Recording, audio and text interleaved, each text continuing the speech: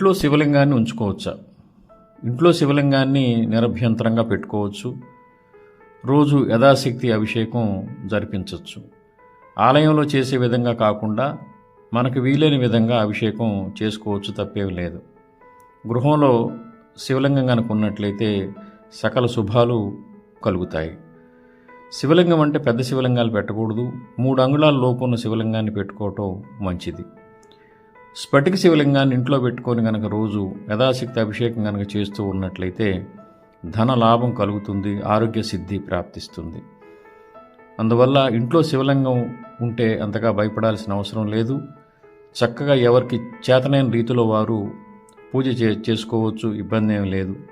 మరీ పెద్ద శివలింగాలు కాకుండా చిన్న శివలింగాలు కనుక పెట్టుకొని రోజు పూజ చేస్తూ కనుక ఉన్నట్లయితే గ్రహదోషాలు, గృహదోషాలు అన్నీ కూడా నశిస్తాయి.